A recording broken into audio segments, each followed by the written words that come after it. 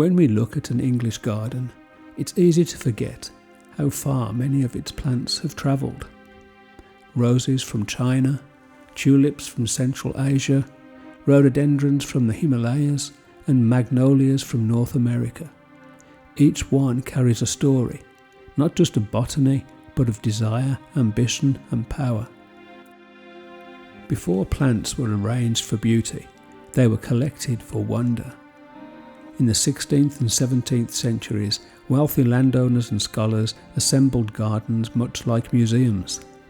Rare plants were prized not for harmony but for novelty. The stranger the form, the greater its value. Owning an unusual plant signalled wealth, education, and access to distant places.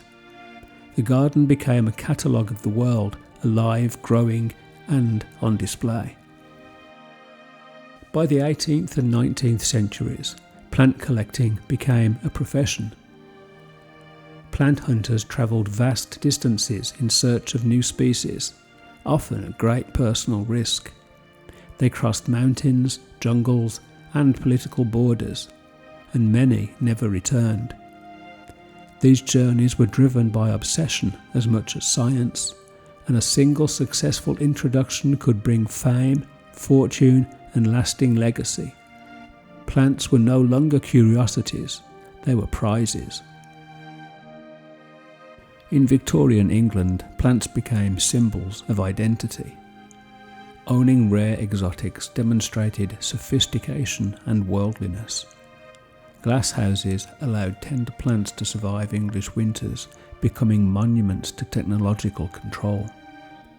And collections were catalogued, labels were displayed, and rivalries flourished.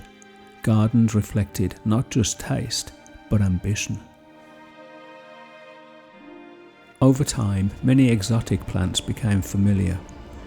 Rhododendrons, once rare and thrilling, now feel inseparable from British landscapes. As plants settled in, their stories faded. What was once foreign became naturalised, both botanically and culturally. The English garden absorbed the world, and in doing so, rewrote its origins.